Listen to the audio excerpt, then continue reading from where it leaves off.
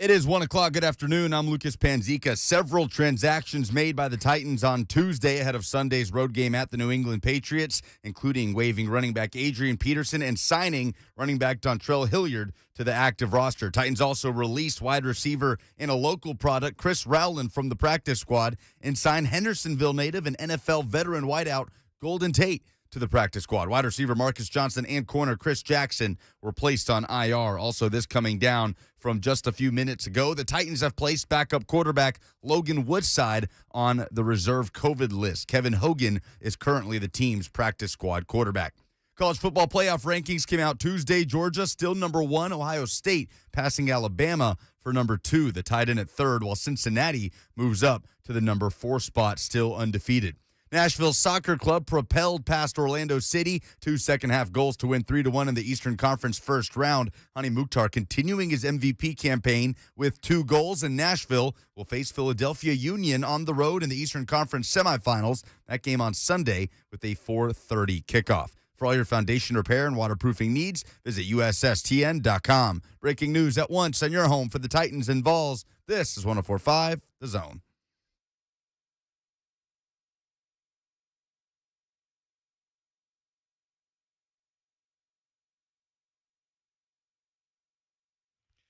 Woo, let's do this.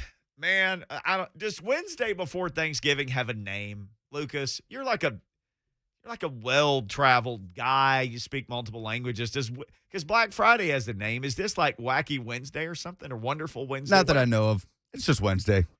Okay, wow. Alex Apple filling in again one more time for the Hitman. I mean, you've been some places. Does today have a name? All I know is that Black Friday is now extended into my Tuesday, my Wednesday. I woke up this morning with 15 more emails than I would have anticipated to have because everybody was having a sale and they wanted 20% off this, 30% off this. Man, I mean, it must be a good time of year to be a commercial seller of merchandise of any kind, I guess. I don't know. My daughter, Thankful Wednesday? My daughter works now. She's a teenager. She's got a job. And she said, Dad, I think they're going to start playing music after Thanksgiving. And I said, I worked in retail all through college and even some after college till I could kind of figure out the next move or find a job in TV, which I was like you, once. Yep. Alex, former TV guy, me too. And I worked in retail, and I told my daughter this. I said, typically in retail, you go in on Black Friday and it's like the Super Bowl, and she works for a restaurant. I said, it's like the Super Bowl. You go in and you've been preparing for it, and you've got stock rooms are full and the shelves are all full, and you've got there's just so many things that go into it. You prep for it like it's the biggest game of your life, Black Friday. But then I said, really, this intensity stays up all the way through Christmas. But I said, I can remember walking in Black Friday, whatever, I worked for Dillard's, whatever time I had to be there, there'd be music playing, and it would be Christmas music. And the night before, it was just, soft rock instrumentals. Yeah, I'm all in on the Christmas music, like starting Friday morning at 9 a.m. See, it never broke me. Like by the end, and it would play through New Year's.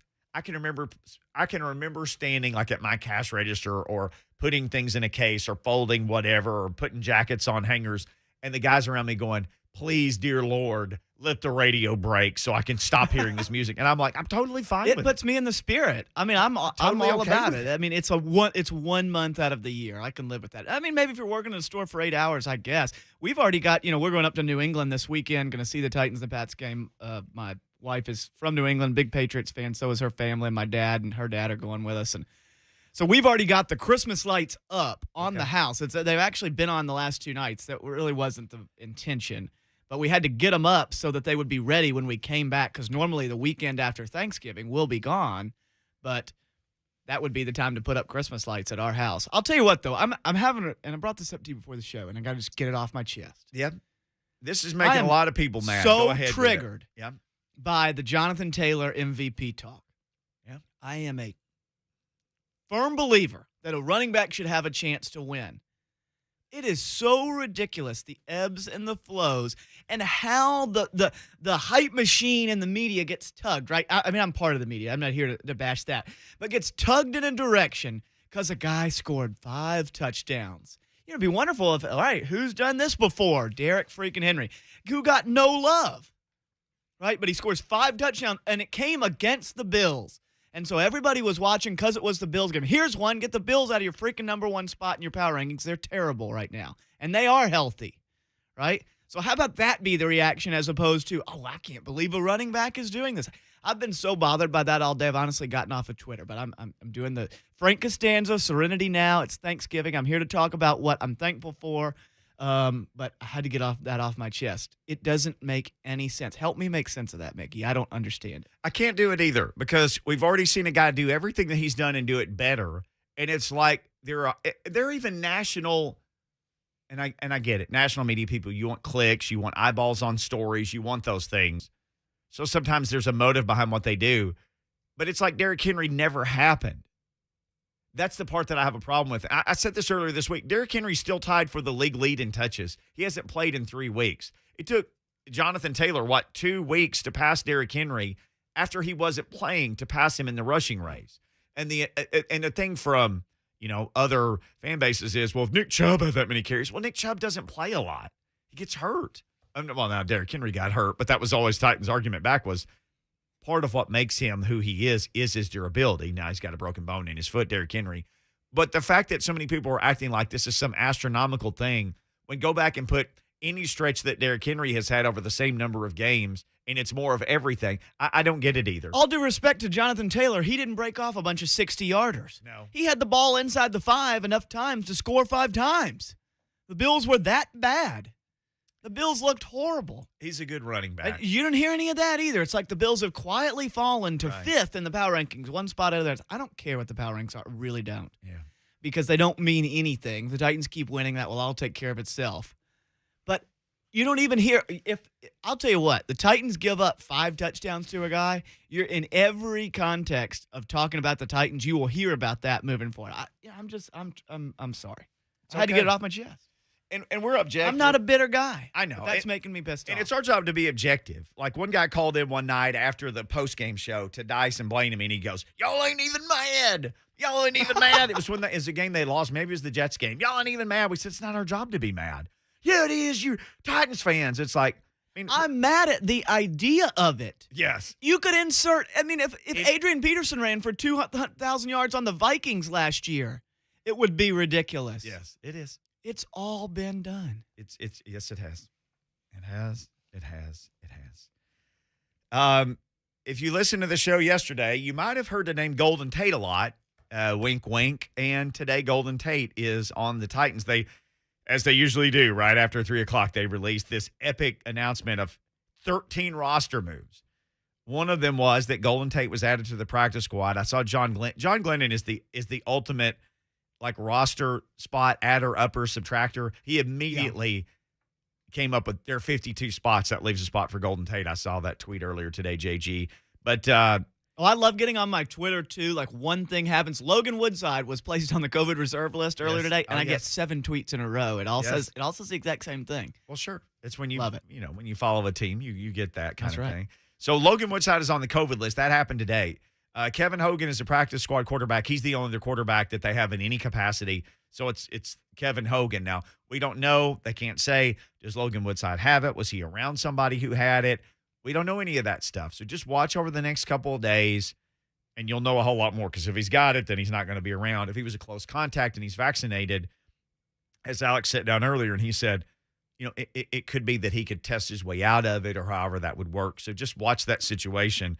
I think if you're a Titans fan, you hope and pray you never even have to know who the backup quarterback is during a game. And I don't mean to turn this into a vaccine debate, but it's really important now at this point that Ryan Tannehill has that vaccine because that makes the protocol so much easier for him to play. Even if he was around Logan Woodside, it stands to reason he would have been around him. Now, we don't know if he has it or Woodside was a close contact, but it's a whole lot easier when you've got that, and that's just the way they've set up the protocols. That's what they're trying to influence and push people that way, and it makes sense. So that's a situation to watch because linebacker Joe Jones is already on the COVID list from earlier this week for the Titans. So now that's 2 guys. So yesterday was busy. Again, wink, wink. If you listen to the show, we mentioned Golden Tate a lot. Golden Tate is on the practice squad with a running back named Rodney Smith and a wide receiver named Austin, return of the MAC, and a defensive lineman named Kevin Strong. So maybe he will be. They released a couple of guys from the practice squad. Niles Scott, who's a defensive lineman that I didn't know was on it. And Chris Rowland, the little wide receiver, who continues his NFL odyssey. You know who I didn't know that they had was Buster Screen got called up to the active roster, right? No, they signed him yesterday. They signed him yesterday. Okay, well, it makes sense. I didn't realize that they had him. Signed. But he was a serviceable – he went to UT Chattanooga. Yeah. And he was a serviceable player for a couple of years for the Jets, Cleveland. I mean, I don't watch those teams religiously enough to tell you how strong was he, but he was playing in every game and starting in most games on a 4 or 5 year stretch. I mean, this has got to – I think I'm like almost his age, so he's got to be almost 30 by now. It seems like he's been in the league for a while, but an interesting signing. Could help him. We'll see what he's got left. So Dontrell Hilliard got signed off the practice squad. He was in elevation last week, meaning they could put him back on it, but he is signed to the active roster because they have cut loose. They have waived Adrian Peterson. They tried. This was always a possibility that it could happen is they could try, and it just wouldn't work out. It didn't work out. He was 27 for 82 rushing. He did get a TD while he was here, so we'll always have that, kids. He averaged 3 yards per carry, and he was 4 receptions for 8 yards. They tried. They needed somebody, and they tried. I was thinking about the course of his career. It continues, right? I'm sure he'd like to sign somewhere again. But when you play this long and you're probably a Hall of Famer, right? I mean, unless somebody's mad about what happened off the off the field. Yeah, he would have to get in. You can call him a Hall of Famer. Okay, we're going to call him a surefire Hall of Famer then. Do you really want kind of your last image in the NFL to be sort of an also-ran that was out there for 2-3 games with the Titans or some other team? Wearing a single-digit number. I think I would cut it off before then, right? Mm-hmm. I mean, I understand he probably just loves to play and wants to play. But it's kind of a sad, unceremonious, probably the end of a career that really deserved a lot better ending than that. Football is the you got to know when to go. Football is the weirdest thing, and there's a bunch of people listening. Football is the one sport that tells you when you are done. Most people don't get to tell it, I'm done. Because you can play basketball. Well, guess what? You can keep playing church league basketball forever. And you can play baseball. Well, there's adult baseball leagues. You can go play baseball. You can play softball forever if you want to. Yep. If you play golf or tennis, you can keep doing that. If you played that in high school or college or whatever. Football is the one thing, though, there's nothing else like it. So once football says, we're done with you, there's no church league tackle football. Yeah. There's no YMCA adult league tackle football. There's semi-pro teams and stuff like that. But for most people, if you finish high school and no college comes a calling, football says, I'm done. You finish college and no pro team needs you. Football tells you I'm done. In the case of Adrian Peterson, it's taken till he's 36 years old. But this could very well be football saying, hey, man. And I think back to Monday, we had David Yeah. Beauclair on, and he was saying that he thinks it has to work out, that you hope Adrian Peterson gets better and funnel the ball to him. Yeah. And here we are without him on the roster 2 days later, and you wonder, I think that's a really good sign for the Dontrell Hilliard lovers out there. I think that guy showed him a little something last week. Is McNichols going to be back this week? We don't know. Don't know. But he's going to be keenly involved, I would bet, pretty heavily. Hilliard looked explosive, had fresh legs. He caught the ball. You still have Deontay Foreman, who's a bigger guy like Derrick Henry, who gives you the bigger guy option. The other thing that they did as we try to wade through all this, they did put Chris Jackson and Marcus Johnson on IR. I heard Mike Keith on Jay Martin Ramon this morning, and Mike said Chris Jackson has an injury, and he's just tried to play through it at different positions. But it makes sense of why he fell off the last couple Yes, weeks. it does. Kari Blasingame is back in the – hey, have you got the sound effect for off of IR but not completely off of it yet? That's it. That's where Kari Blasingame is. He returned to practice, remains on injured reserve. You mentioned Buster Screen. The other one is John Simon, the outside linebacker who drifts on and off the roster. They needed a body at outside linebacker because you need Danico Autry in the middle of the line, and they had to play him outside. Not that he's not super talented, but he needs to be in the middle wrecking shop with Big Jeff. That's what I was trying to ask Coach Mack, and I know we got to take a break here. Yesterday, he's just not as effective on the edge. I mean, I think he's still an above-average player, might even be a really good player on the edge, but that's not his best spot. Next to Big Jeff in the middle, love to see him there, and hopefully he can play there on Sunday. That's a great point yesterday by Alex, for sure, because you did ask Coach Mack about that. All right. When we come back, Coach Doug Mathews is set to join us. One final regular season game on the Tennessee Vols schedule. Been really a nice year for Josh Heupel in year one. We'll get into all that with Coach Mathews next. First, though, you want some Preds tickets? Lucas is telling me he's got a couple in his pocket. He's ready to give them away. A pair of tickets, Preds Devils, 5 p.m. on Friday. You will be dying to leave your home and eat anything other than turkey leftovers. The Preds are hooking you up. They're getting you out of the house. Pair of tickets, 5 p.m. Friday against the Devils. This is like manna from heaven for all of you who will be locked in your house. Caller 5 gets them 615-737-1045. Preds tickets on the line. Get them now.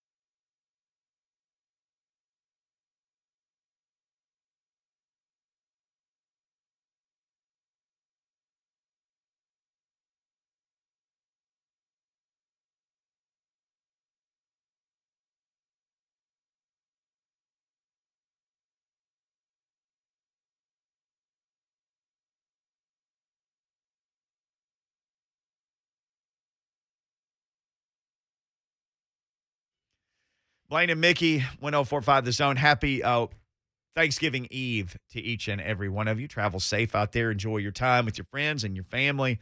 And it's okay. Eat a little extra turkey or whatever you want. Have a second slice of pumpkin pie. We're all on board with that. We're also on board with this, our weekly visit with Coach Doug Mathews, who joins us now. Alex Apple filling in for Blaine today, Coach. Coach, as always, brought to you by the Tennessee Highway Safety Office. I'm sure they want you to drive safely while you're making all your plans and getting around. And remember, if you have a little extra fun this holiday season, if you put down some drinks, put down your keys. Remember, fans don't let fans drive drunk. Brought to you by the Tennessee Highway Safety Office. Coach, happy Thanksgiving week to you, sir.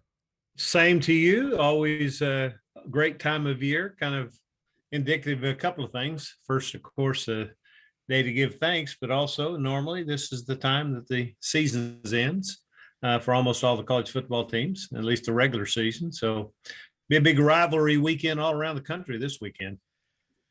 You got a little bit of extra airtime coming up on Friday, right? People can be thankful for that. What you got cooking for Friday's show, Black Friday with the coach?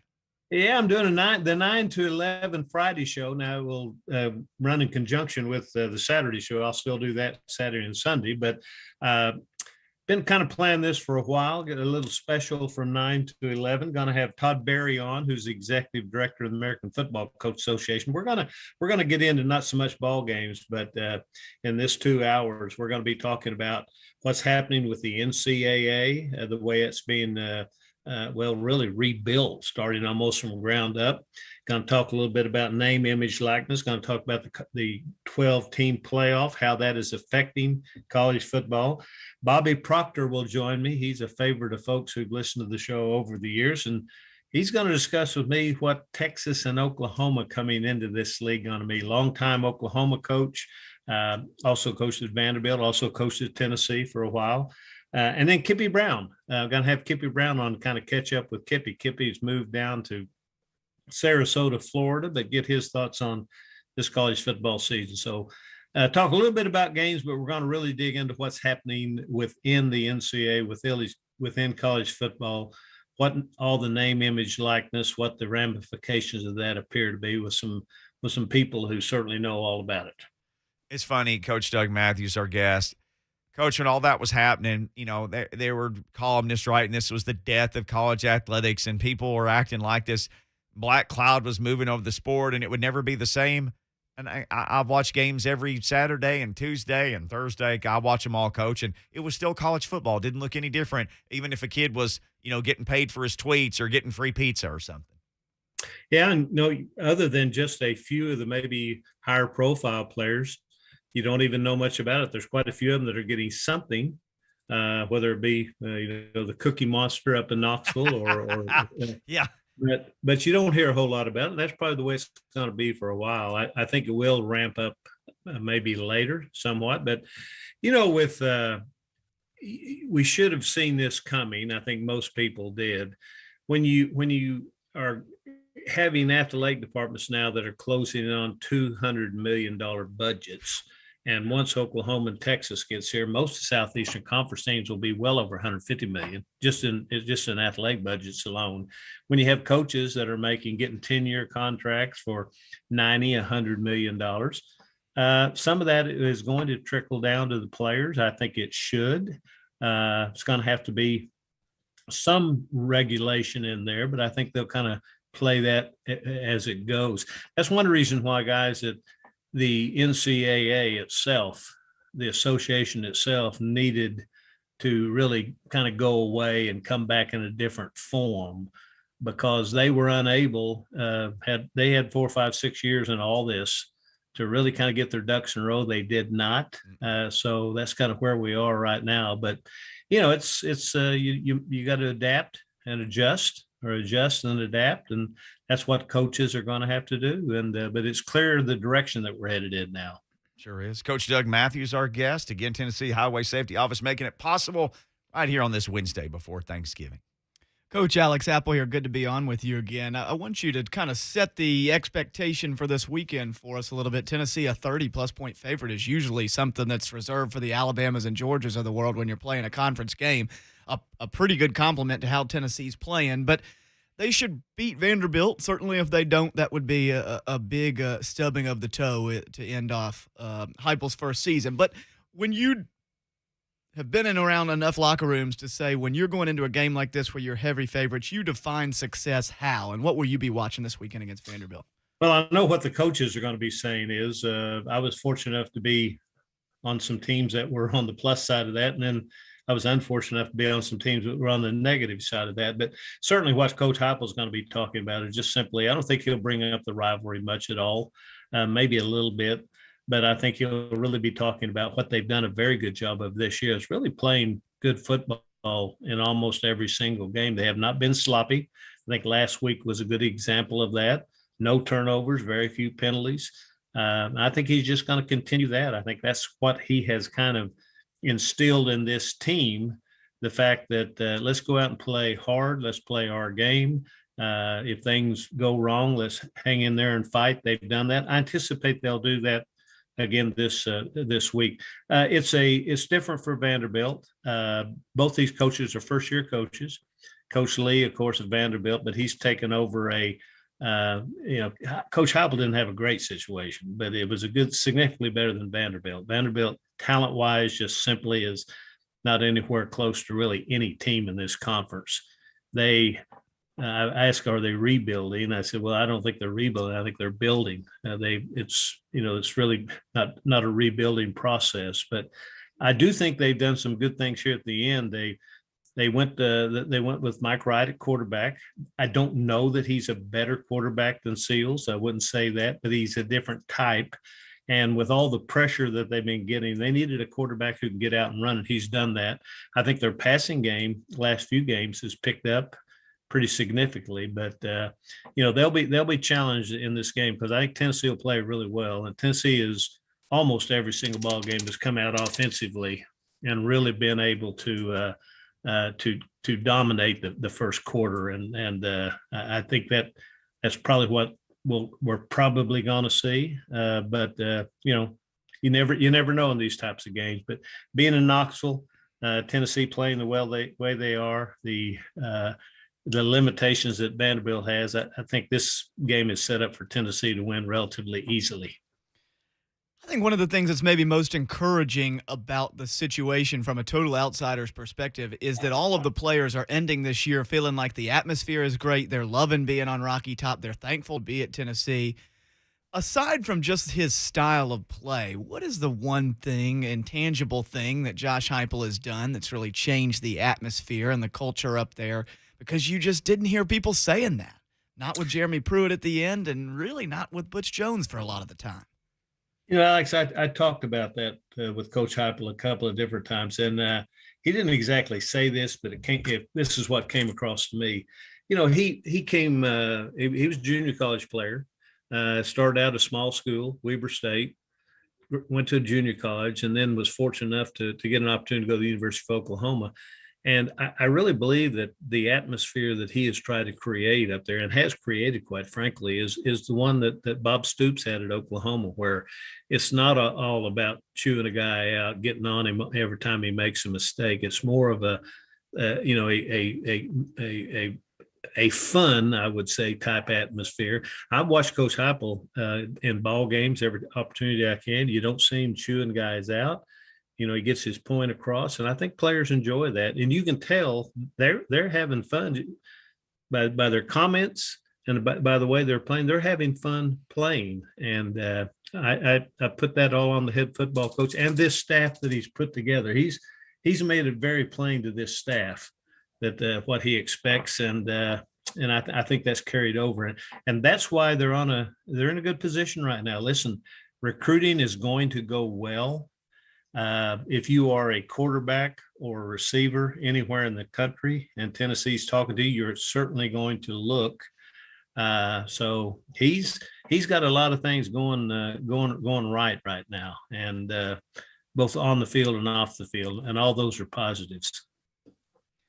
Coach, one of the players who I've enjoyed watching him get a chance this year. We knew he was a good return man, a good special teamer, but Velus Jones, I think Tennessee fans have been waiting just to see this guy kind of get used, and and get opportunities, and he's gotten opportunities this year. To me, he's been one of the more fun guys to watch on the team and watch his development. And that young man has really put himself in an opportunity to go and maybe make a mark in the beginning, at least as a special teamer for an NFL team, Velus Jones. I guess you would have to say probably offensively that Hendon Hooker is going to be the MVP there. It's easier for a quarterback, particularly in that offense. But you're exactly right. As I watch Velus Jones, I love watching him play. Number one, he returns kickoffs, he returns punts. Yep. He does a darn good well of both those. And in judgment, knowing when to fair catch on the kickoff, knowing when to fair catch on the punt. And then he's had some big plays off that. But not only does he have the speed and athletic ability to beat you deep, which he does, he is one of the best catch the ball short. He's a physical looking guy, and he's a physical runner.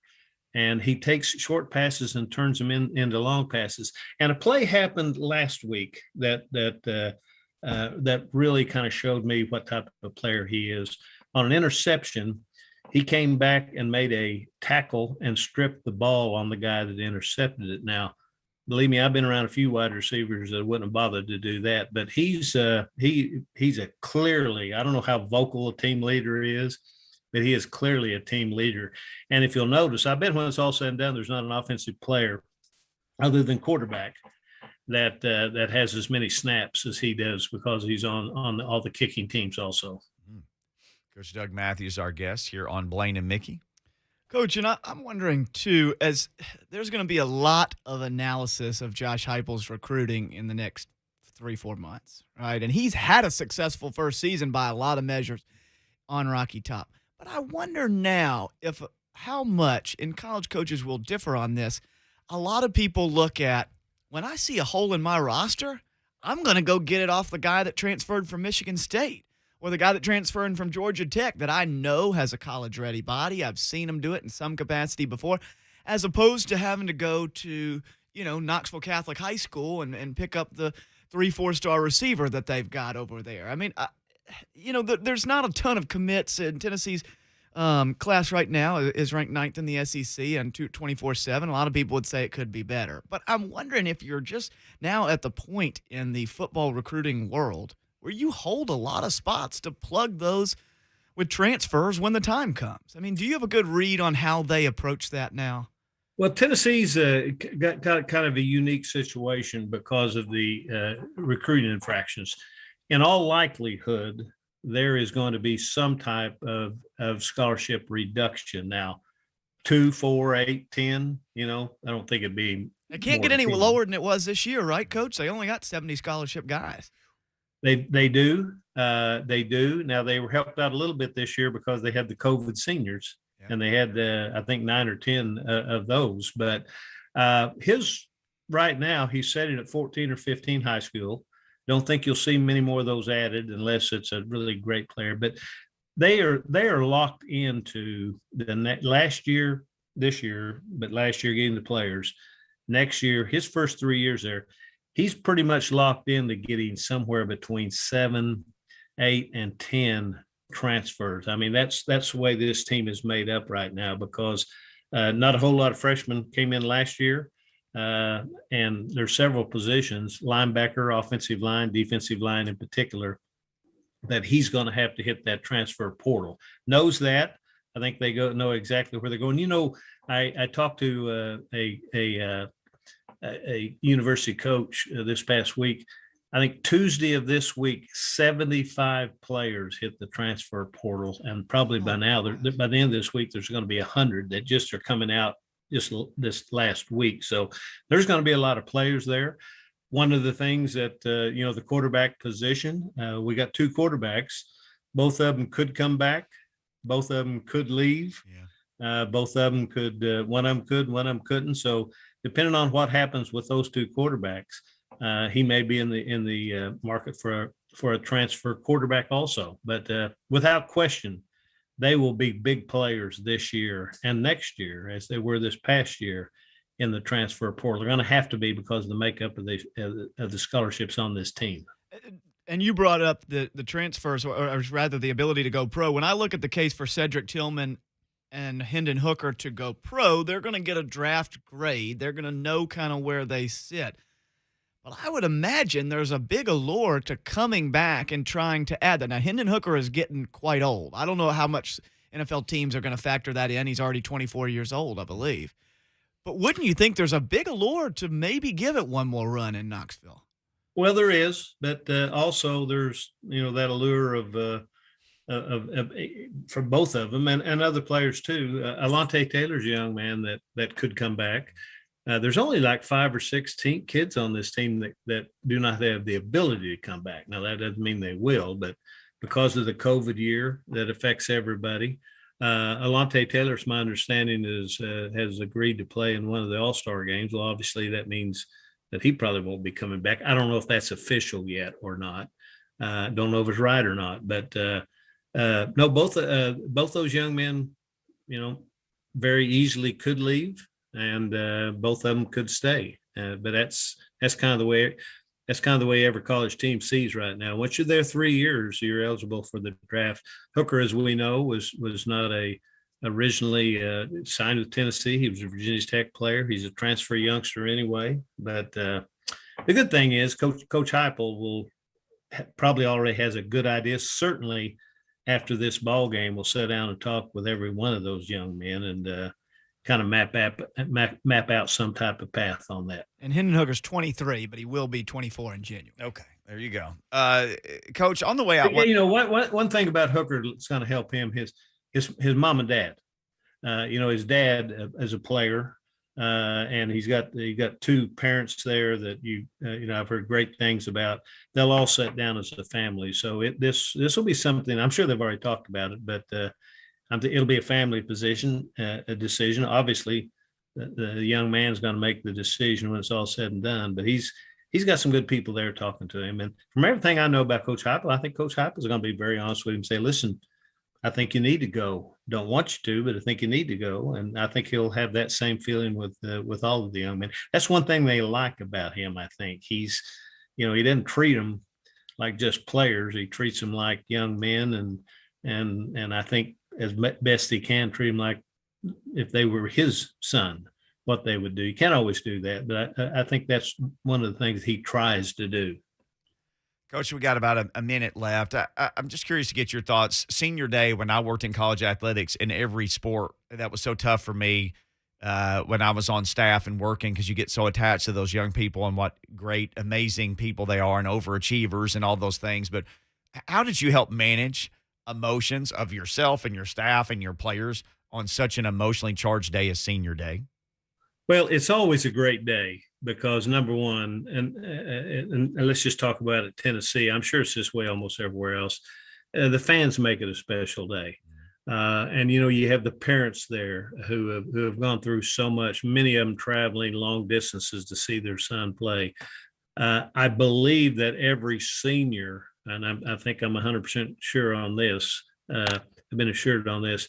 Every senior will have already graduated by the end of this semester. So all those young men are going to be graduates, and that's Dr. Joe Scoggin does a wonderful job of that, and it is emotional. But the thing of it is, even for the players, you've kind of but if you're a player or a coach very long, you can be a little emotional, but you also have a game to play.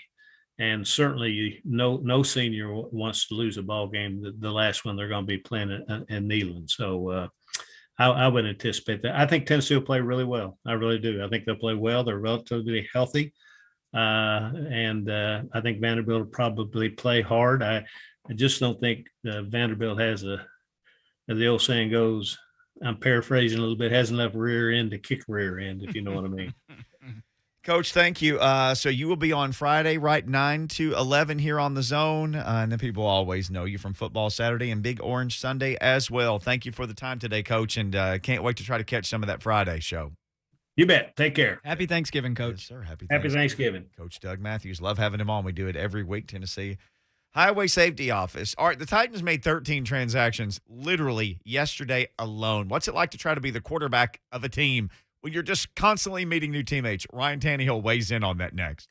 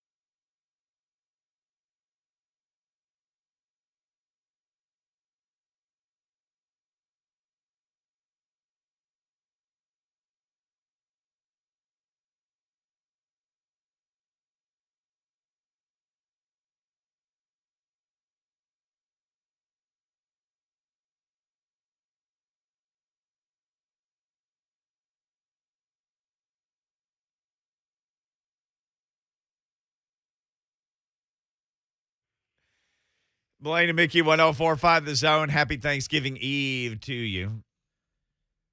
Alex Apple hanging out for the Hitman. You pumpkin pie guy? Oh, yeah.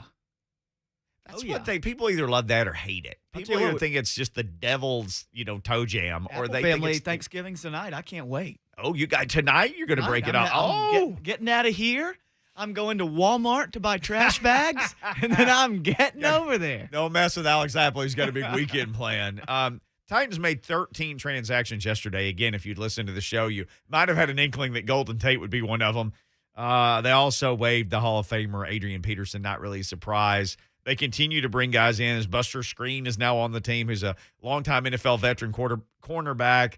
But it's interesting. Jimmy Wyatt today, Ryan Tannehill spoke, and, of course, he had still keep answering a lot of questions about the interceptions in the last game. But the last question, Jim Wyatt, do we have the question or just the answer, Lucas? So Jimmy Wyatt basically said, all these new people are showing up. So does Vrabel introduce them in like a public setting in the meeting room, or do you just go over to their locker? How in the world has this been like for you, having, it was 82 last week, so whatever the number is going to be after this week, different teammates. I think Golden Tate is the record breaker if he's active.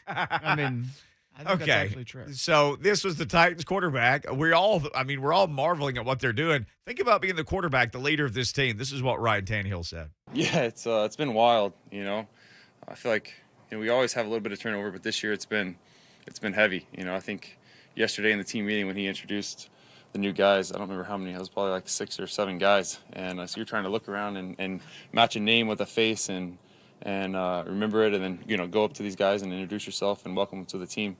But like I said, everyone's trying to fight and get this team ready to go. If we can add some guys that can help us, then I'm all for it.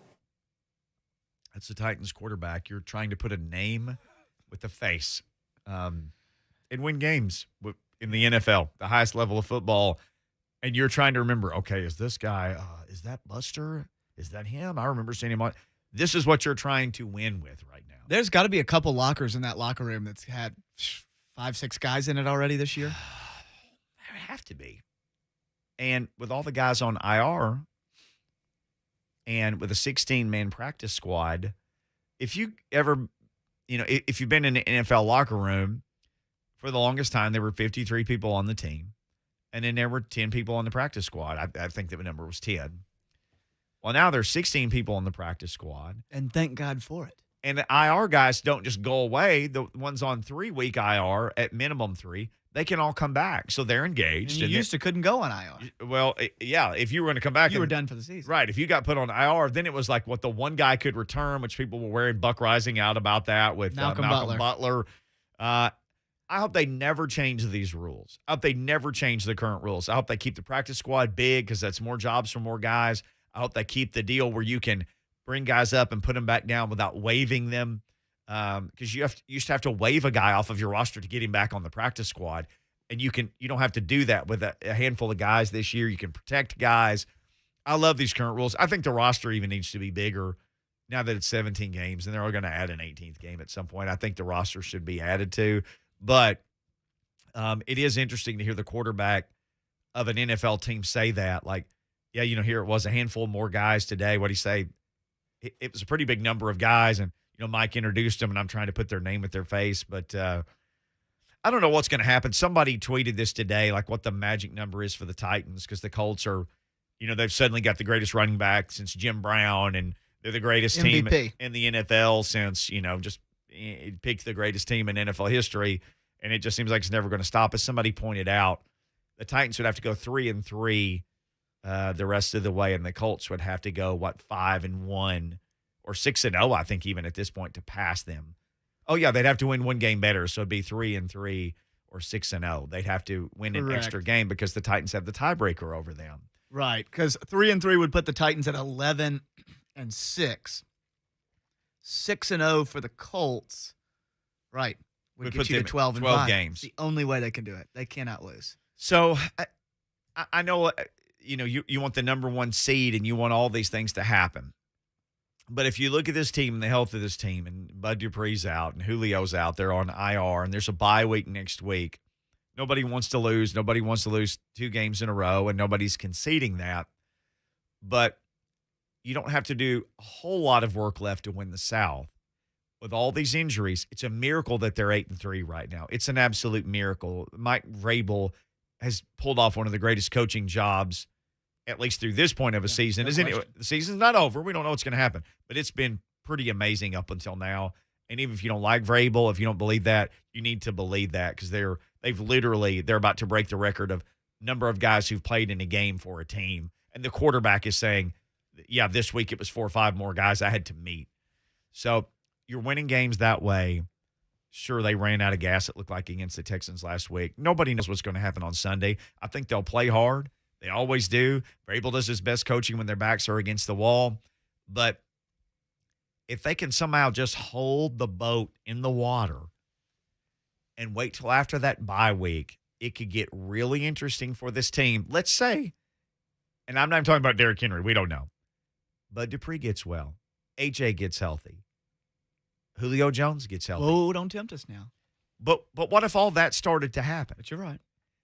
Then this team becomes not just a team that scrappy and finds a way to win. Then this team becomes like, wow, it's the best front four in football with Bud Dupree. Wow, that might be the best tandem of wide receivers in the NFL when they're both healthy, that Ryan Tannehill has at his disposal. And then as far as the running back situation, that gives you some more time to figure out, okay, who's going to be our guys we try to run this thing into January and February. Somebody said to me about a week ago, do you think the Titans are peaking too early? Peaking too early? They don't even have the roster that they're going to hopefully carry into the playoffs right now. Right. And I think that does, if you can find a way to win without some of these guys, it makes the rest of the roster a lot deeper for having gone through that experience, and then you get them back, and all of a sudden you've really got something. And an interesting note for the game this weekend against the Patriots, who are as hot as can be. The Titans are 4-1 on the road this season. They've also played well at home, but they're 4-2. The Patriots at home are just 2-4, but they're 5-0 on the road. I don't know why they've not played well at their home stadium. They lost to the Dolphins at home earlier this year, a game they certainly shouldn't have lost. So, it is just, we said it yesterday, it would be so Mike Vrabel to coach them up to a win and look, pretty decent pulling out and scrapping out a victory in New England on Sunday. We got to pull out the second hour of this program and scrap our way through it. We'll do it. Blake Toppmeyer set to join us right around 2:20. We'll get all the latest. It's rivalry week in college football. There's college coaching openings. There's all this stuff. We'll discuss that with Blake Toppmeyer. Headlines next, including, if you haven't heard, a Titans player, another one has gone on the COVID list. We'll tell you who. Give you the details next. Blaine and Mickey with special guest host Alex Apple on 104.5 The Zone.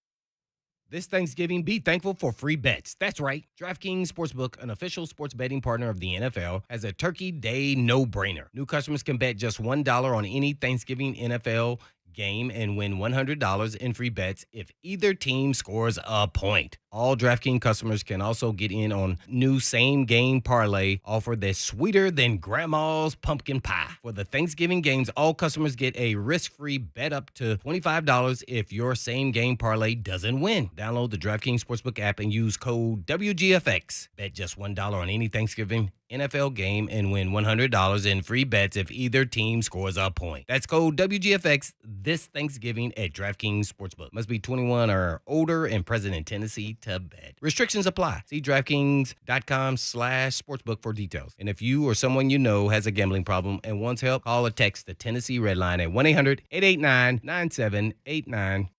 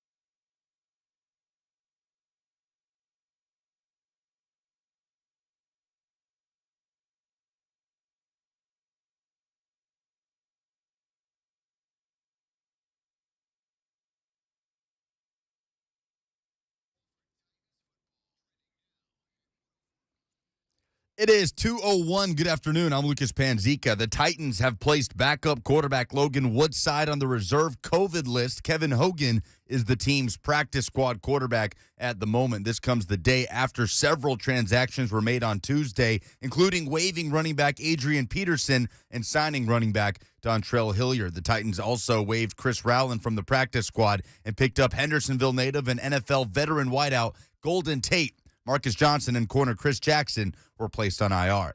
Nashville Soccer Club flew past Orlando City with 3 unanswered to win 3-1 in the Eastern Conference first round. Hani Mukhtar continuing his MVP campaign with 2 goals. And Nashville will go on the road to face Philadelphia Union in the Eastern Conference semifinals on Sunday. That is a 4:30 kickoff.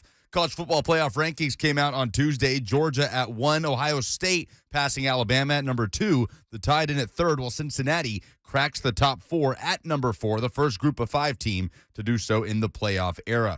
An NFL Thanksgiving tripleheader on Thursday starts with Bears and Lions at 11:30, Raiders and Cowboys at 3:30, and the Bills are at the Saints at 7:20. Catch all 3 games right here on The Zone, courtesy of Westwood One. For all your foundation repair and waterproofing needs, visit USSTN.com. Breaking news at once on your home for the Titans and Vols. This is 104.5 The Zone.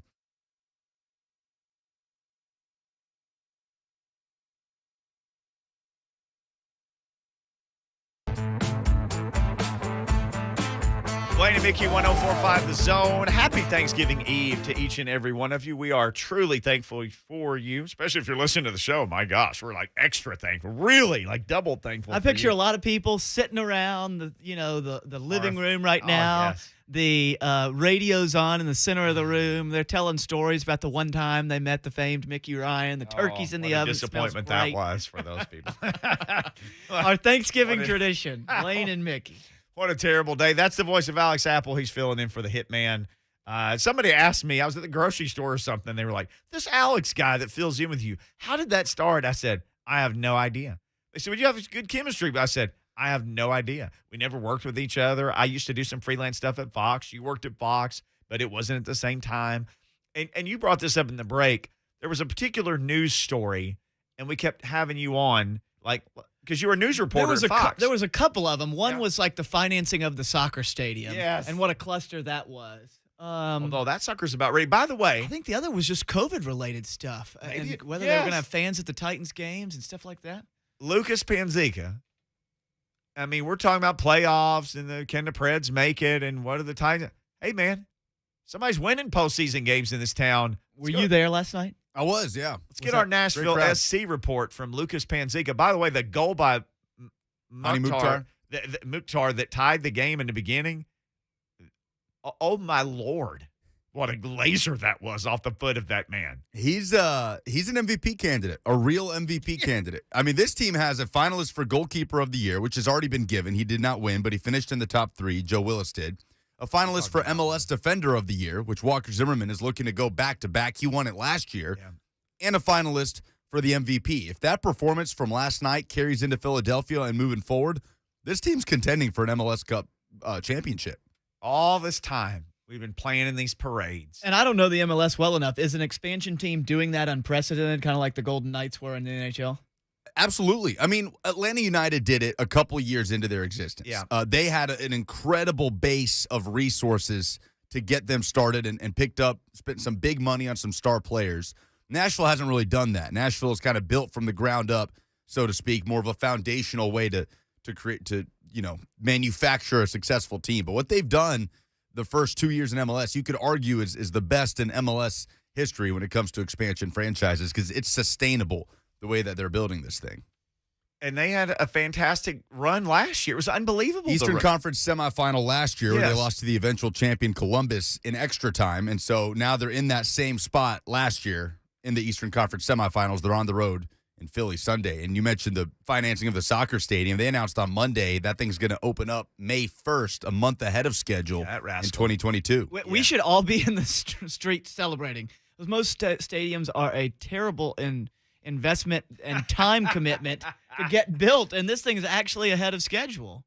It looks good too. I got a chance to tour it this past summer. Everything's really intimate, right? Everything's right on top of the field. 30,000 people really a perfect size for the amount of people that are going to be able to sell that out, game in and game out. It was a great environment in Nissan yesterday. I just picture what that will be like, sort of more packed in, right? Like it is in Bridgestone More with intimate. 20,000, right? What was the crowd last night? They said over 26. Okay. Over 26. So, like you said, and that stadium that they're building, that would be a zoo, 26,000. Especially if they keep winning. And it was freezing, too. I was proud of the 26 that came out. Trust me. You know what I love is the smoke that gets let off after a goal, right? Can we bring that? I mean, if the Titans just put like 3 of the, I mean, they're huge canisters, right?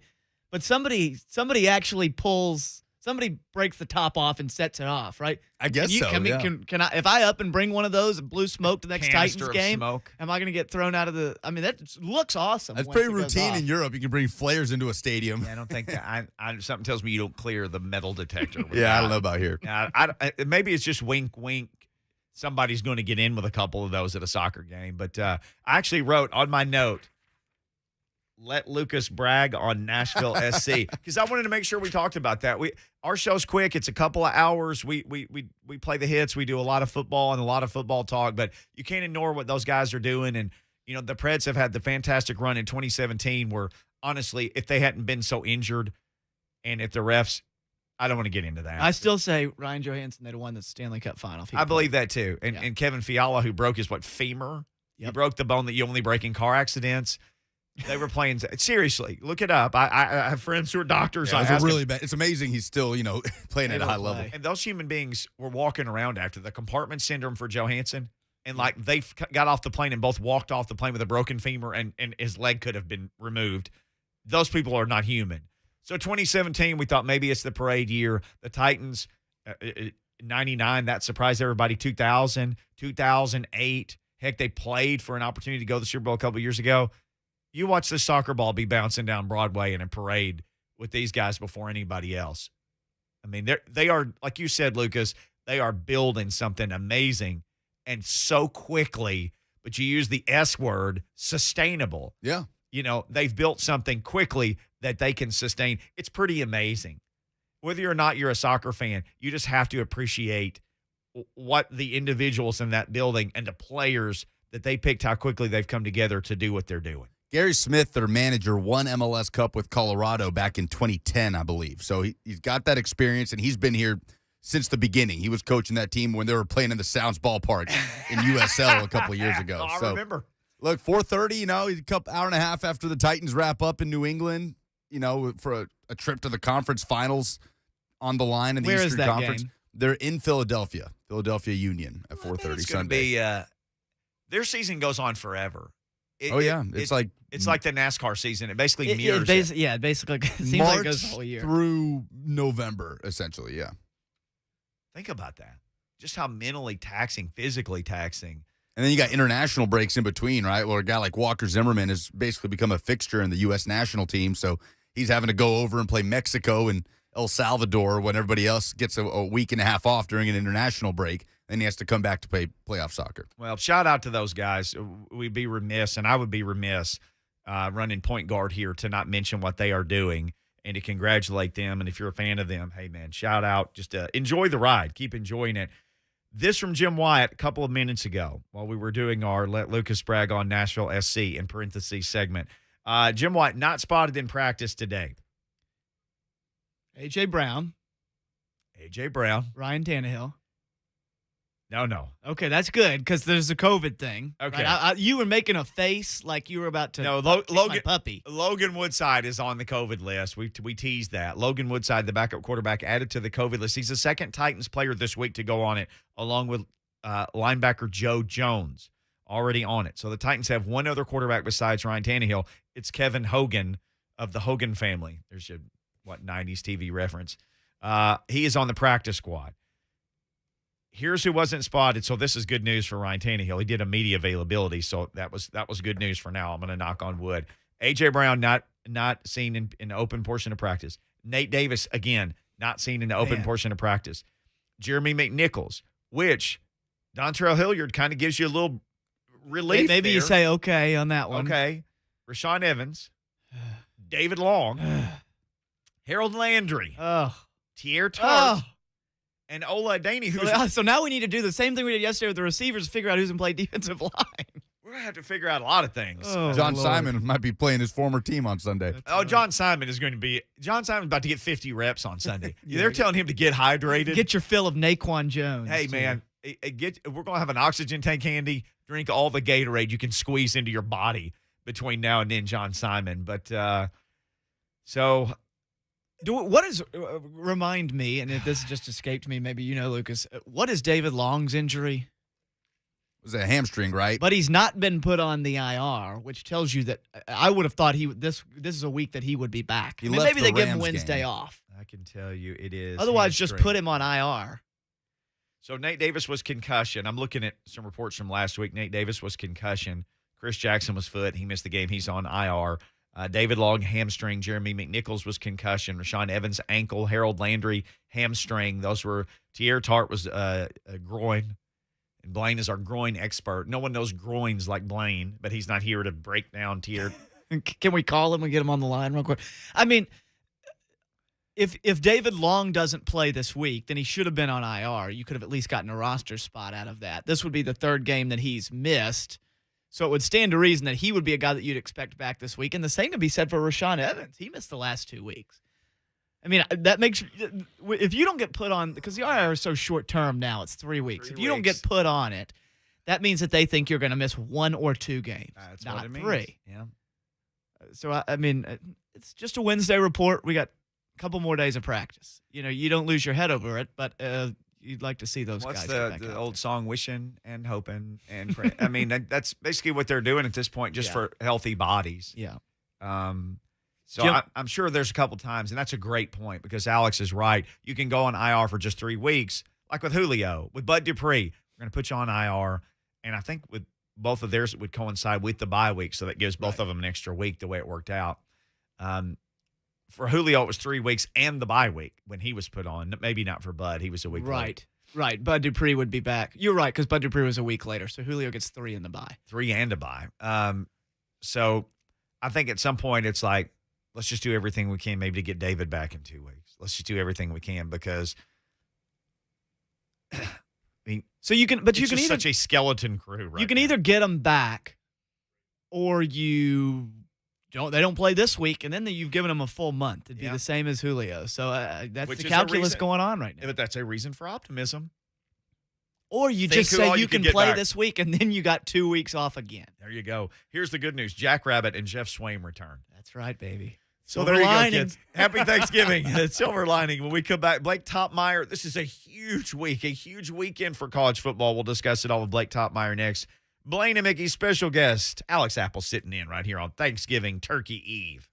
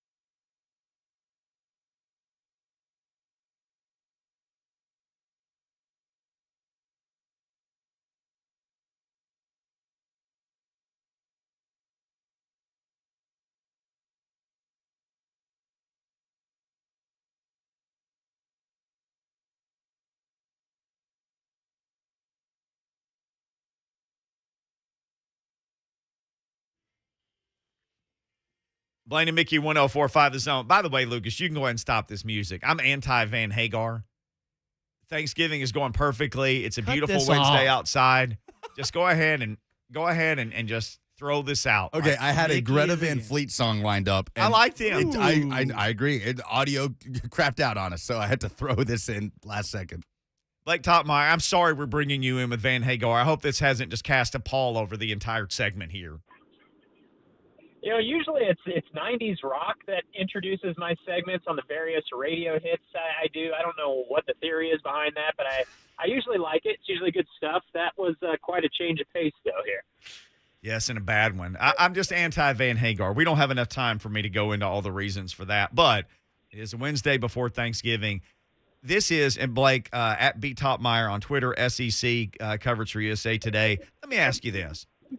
Is this the best week of college football? And I know that's like saying, is this the best slice of pizza in this pie?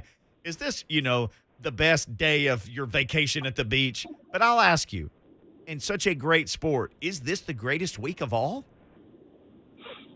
I think so, yeah. And for as much grumbling as we do every year about the weekend before Thanksgiving being such a bad slate within the SEC in particular, there's really hardly any compelling games that weekend before Thanksgiving. It's really just, it's like, okay, recharge the batteries because you know what's coming around the corner. Rivalry week's coming. And if we can look into the future a little bit, once Texas and Oklahoma come into the league here in a few years, rivalry week, it sets up to be even better. I don't know what they're going to do. Are they going to have Texas and Oklahoma do the Red River Shootout this week, or do you have Texas A&M on this Thanksgiving week? Either way you do it, it only stands to get better, at least in terms of the SEC standpoint, this set of rivalry games. And Blake, you mentioned it. It's kind of a cupcake week is what a lot of people jokingly would call it. But of all things, cupcake week, there just happened to have been Missouri and Florida scheduled, and Eli Drinkwitz literally took out his lightsaber and decapitated Dan Mullen in front of the whole world with a well-called 2-point play. I mean, that on Cupcake Week was some fantastic drama.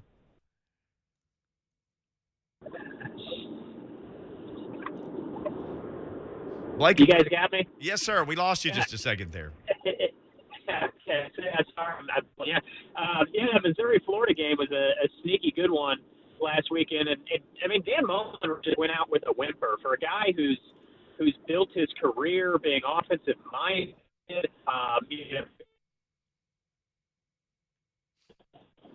For the ball back with a little over a minute to go in that game. They had a chance to travel about 35, 40 yards, get a shot at a game-winning field goal. And Florida had no interest in it. Dan Mullen had no interest in it. He just ran 3 conservative running plays into the line of scrimmage and takes it to overtime.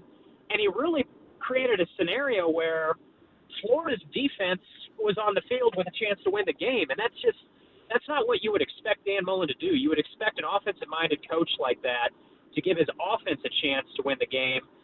But because of some of the conservative calls he made throughout the course of the game, he left his tenure hanging in the balance of Florida's defense, which if you watch Florida in recent weeks, that's not really where you want it to be. So, when I look at Dan Mullen's tenure, it's sort of hard to evaluate because, for 3 years it was going really well. Yeah. 3 straight New Year's Six bids, and then of course it ends in poor fashion.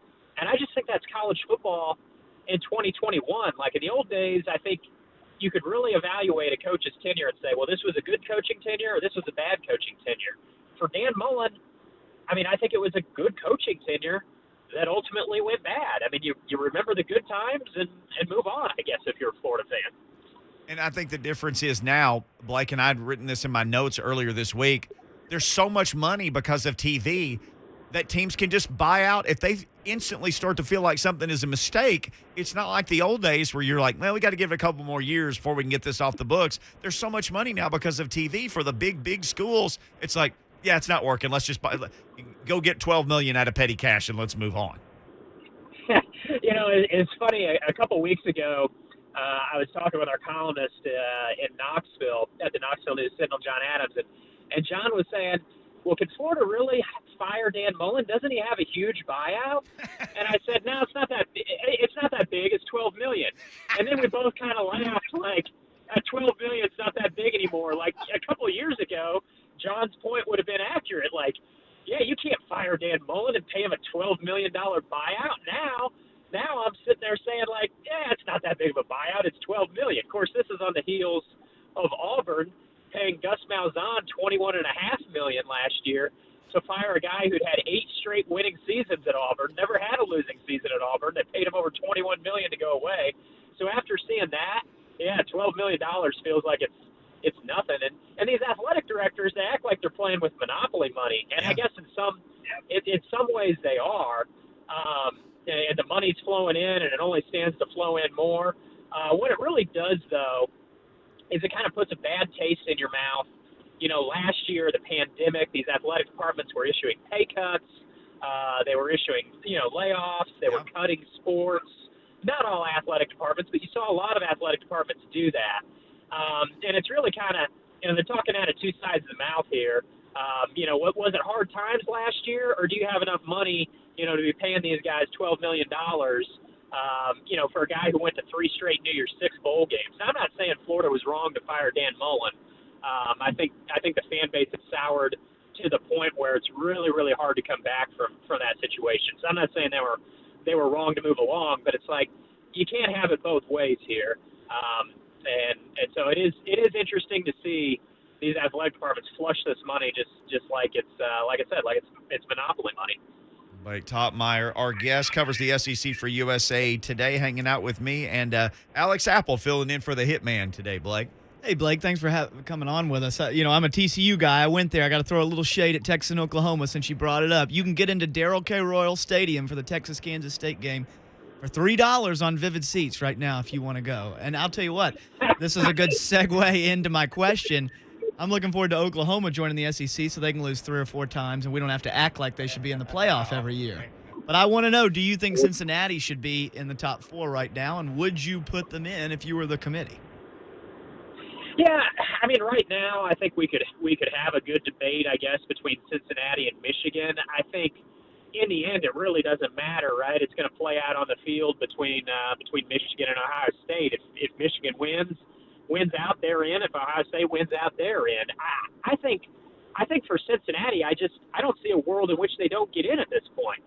If they win out, if they lose, of course they don't. But that Oregon loss was critical for Cincinnati, because I've been seeing a world, ever since the first playoff rankings came out, everybody, Kirk Herbstreit was saying that night, no way Alabama could get in with 2 losses. And it's like, really, Kirk? Like, if they go out and lose to Georgia by like a field goal in the SEC championship, you're telling me they can't get into the playoff?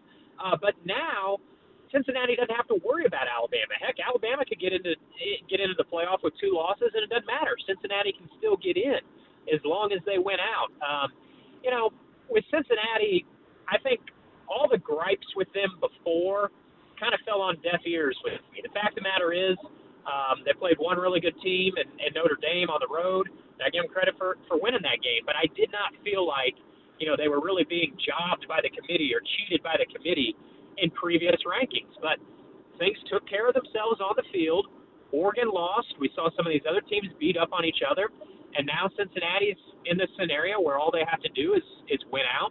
And I think they get in the playoff. I guess the one thing they have to worry about, I suppose, is a Big 12 team catching them from behind, and then 2-loss Alabama getting in with a close loss to Georgia. But I don't think so, guys. I think if Cincinnati wins out at this point, I think they're safe. I think they're in. And I think that's probably fair. I think at this point, if they win out, they probably should be in. I think the harder question might be who then is 4th. It would have to be a 2-loss Alabama, and if you don't choose that, 2-loss Michigan. I mean, Notre Dame, and I don't think Notre Dame's getting in. They lost Cincinnati. Well, it depends on what happens in the Big 12. If Oklahoma State runs the table here and Alabama gets trounced in the SEC championship, then I think your playoff, assuming the favorites win, your playoffs Georgia, Ohio State, Cincinnati, and Oklahoma State at that point. I think you'd have 1-loss Oklahoma State. If they win Bedlam this week, if they then beat Baylor in the Big 12 championship, I think it would be Oklahoma State at that point. And I mean, I went to a Big 12 school, so I don't hate this conference, but I think the Big 12. I look at it right now as the Big 12 and Pac-12 can have a seat. Right? I mean, I've not seen any evidence that those teams are ready to compete with the top 4 teams. I don't know that Cincinnati is, but they beat the one good team on their schedule, and if they go undefeated, you don't let them in, then why even act like they even could get in? We just tell them you can't. Right? I mean, and the Big 12 is a cluster. Big 12 is a cluster. Baylor just got whooped by TCU, who's terrible.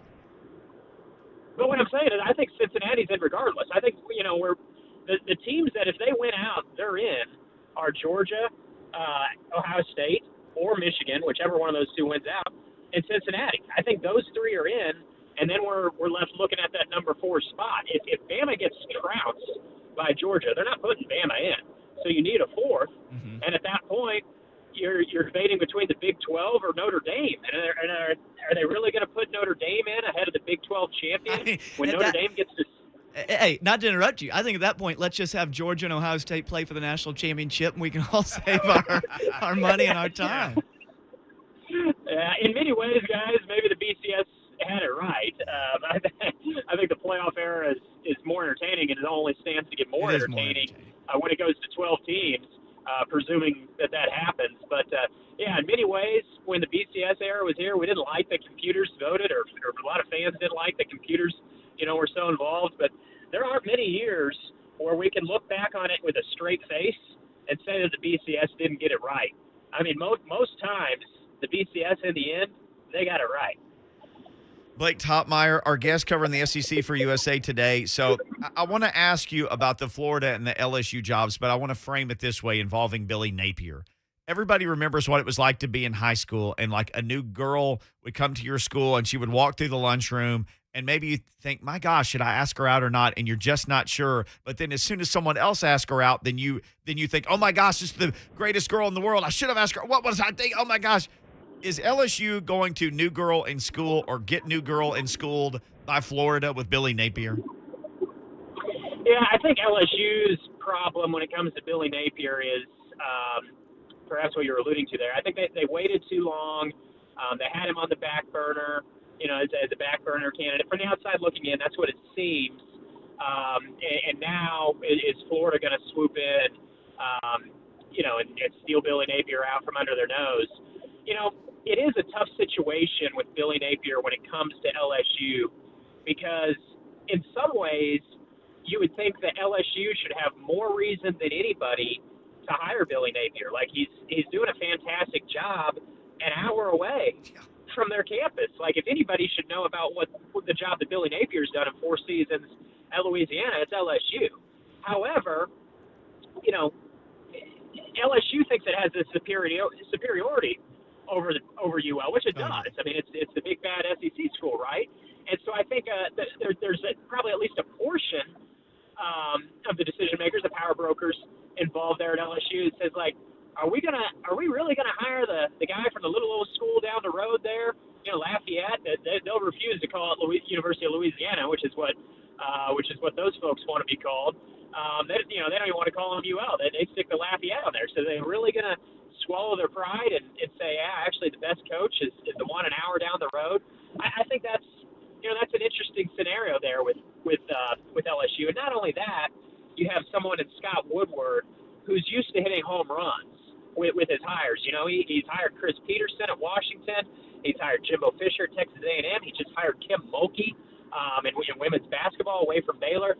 This is a guy that's used to cranking grand slams. And I think Billy Napier actually is ready to make the jump to the SEC. I mean, these things are always unpredictable, right? There's no guarantees in this. But I really like Billy Napier as a candidate for SEC jobs. However, if you've hired Chris Peterson, Jimbo Fisher, and Kim Mulkey in your past, do you want to hire a coach from the Which Sun of Belt? these doesn't belong? Yeah, exactly. It takes some swallowing of the pride a little bit to say, yeah, last time I hired Jimbo Fisher, this time I'm going to hire a guy from the Sun Belt.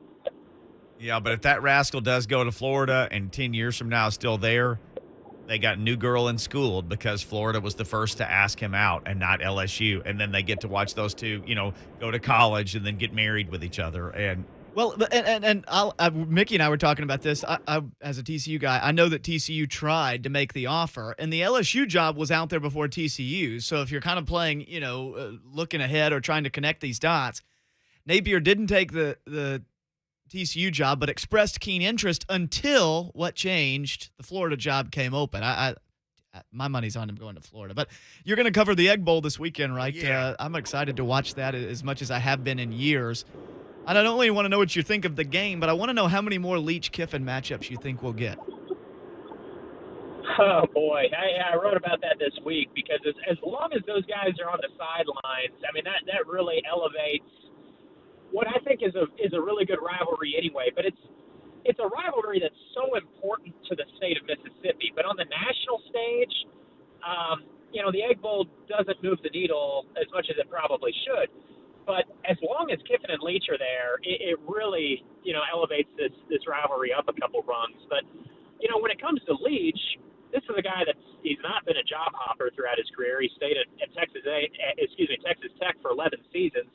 And the only reason that ended had nothing to do with on the field stuff. Off the field situations led to that tenure ending. And then he was at Washington State for 8 years. So when it comes to Leach, I think he has a chance to retire at Mississippi State. When it comes to Kiffin, I mean that's the thing you get into when you hire Lane Kiffin is he offers Ole Miss a ceiling they wouldn't have had, hiring John Q. Coach X. Like he gave them a ceiling that I think a lot of other candidates that would have been interested in that job would not have allowed them to reach. But the flip side of that is, as long as Lane Kiffin's there, there's always going to be conversation of, well, how long is he going to be there? Because, if you look at Lane Kiffin's track record, at least as a head coach, the longest tenure he ever had was at USC, and that only lasted 3.5 years, and it was the only head coaching job in college, at least, that he was fired from. 1 year at Tennessee, 3 years at FAU, and now already in year 2 at Ole Miss. It's like, much like Billy Napier, us folks in the media have Lane Kiffin taking about 3 different jobs. So I don't know. I don't have the crystal ball when it comes to Lane Kiffin. I would think, if Florida comes calling, even if Miami opens and Miami comes calling, I would think Lane Kiffin would certainly listen, would certainly be interested. LSU, you would think at this point, if LSU was interested in Lane Kiffin, we would have heard, a little bit more rumblings there. It doesn't seem like LSU, unless they've been working behind a smoke screen, is really making a strong run at Lane Kiffin. But that's the thing with Lane, too. At this point, anybody questioning Lane's coaching acumen is in denial. But when you're an athletic director, you do have to be a certain type of AD, to be willing to pull the trigger on hiring Lane Kiffin. I think he'd be a great hire for Florida, frankly. I really do. But there's a lot of athletic directors out there that are going to have pause, right or wrong, before they feel comfortable hiring Lane Kiffin. Blake, fantastic stuff, man. Have fun at the Egg Bowl. I love watching football on Thanksgiving. I'm more excited about the Egg Bowl, certainly, than anything the NFL is throwing at us. I know you're going to enjoy that game. People need to follow you at Toppmeyer, and then anywhere they consume the USA Today for SEC coverage. Thank you, sir. Happy Thanksgiving. Yeah, absolutely. You guys too. Thanks for having me. Thanks, Blake. Enjoy your turkey. All right, when we come back, it's time for the Thanksgiving edition of Call Your Shot. You want to jump in this mix, you can. Mark Spain Real Estate Hotline open 615-737-1045. We're going to do that. Also, some pretty darn cool news for Eddie George. We'll tell you about that next. Blaine and Mickey.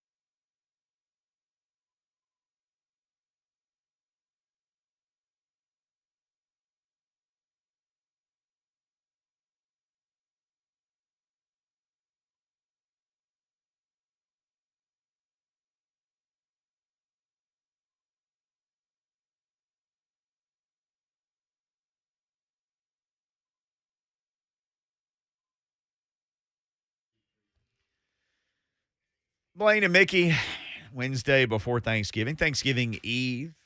Hopefully you are out there and you're having a good time and you're warm and you're safe and you got some plans to be around some people that you love and who love you. I hope that's the case, and I hope you travel safe and that you have a fantastic Thanksgiving. I can say this on the part of Lucas and Blaine Bishop. We are very, very thankful that we get to spend part of our afternoon with you 5 days a week. That's a big deal, and your participation in the show and you guys listen to the show, just know that it means a heck of a lot to us. You guys all mean so much to us. Thank you so much. Certainly thank for Alex Apple stepping in for 3 days this week for Blaine. Thank you, brother. Appreciate it. Happy to be here. Hope Blaine enjoyed his time off.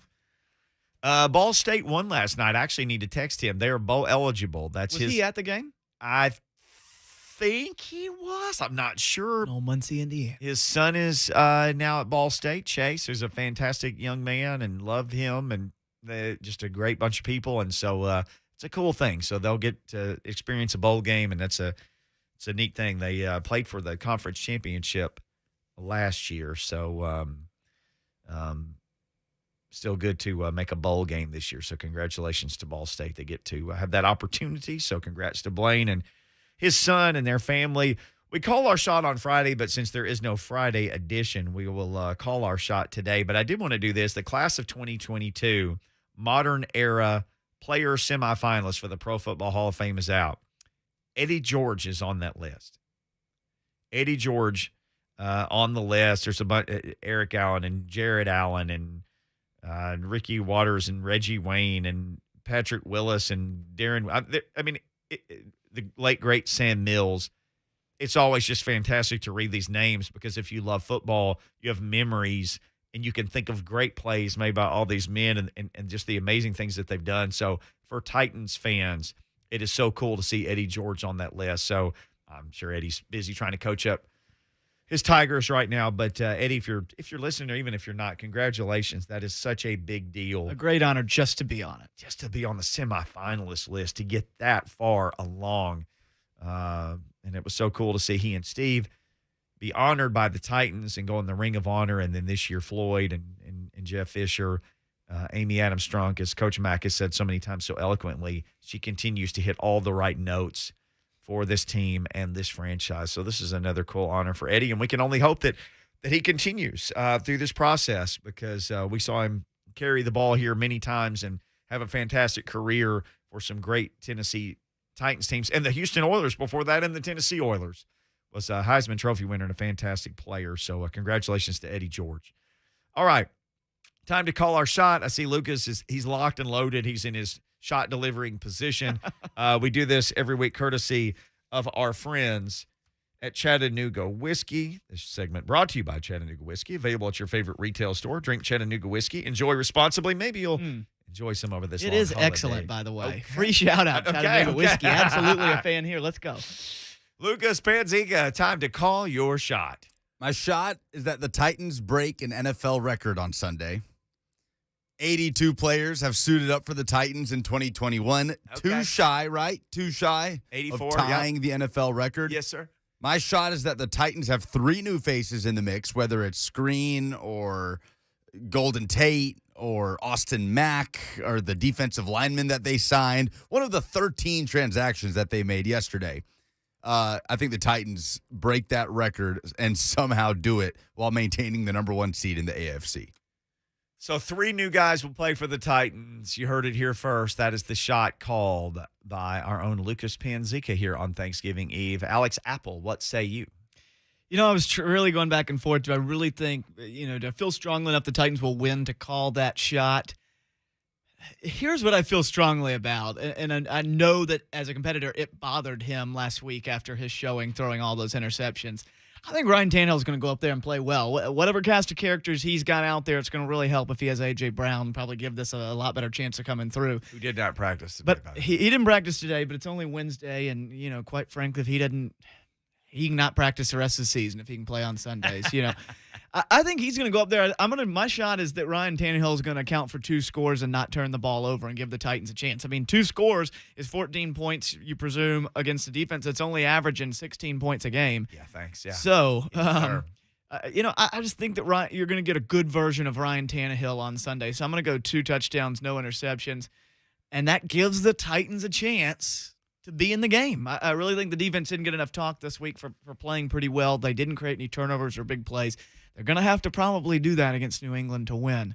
I'm going to be up there. I can't wait. I'm staying in Rhode Island. You're going up there. Go to Rhode Island. Get yourself some oysters. We'll see. This would be so Vrabel to win. Frigid Providence. It would be so Mike Vrabel. I'm going to do this. I'm a big Thanksgiving Day guy. Big Thanksgiving guy. I love all things about Thanksgiving. I especially love that it's a holiday that's literally built around football and food and family, three things that I value, starting with family, of course, the most. And I think the Lions are going to win the Turkey Super Bowl. I think the Lions will get off the schneid this week against Andy Dalton. Right. They are still playing with emotion. They tied Pittsburgh a couple of weeks ago. I think the Lions will win on Thanksgiving. Call me crazy. That's a good shot to call. That's a lot more bold than what Lucas and I were putting out there. I hope everyone has a wonderful Thanksgiving. It's been a privilege to be on this week. And I'll tell you what always stands out in my mind when I think about Thanksgiving. It's an old Mother Teresa quote. This is my advice for everybody. You want to change the world, go home and love your family. Tell them you're thankful for them. Give them a hug. Enjoy your Thanksgiving. I cannot say anything more eloquent than that other than how we end every show. Happy Thanksgiving. And as always, peace.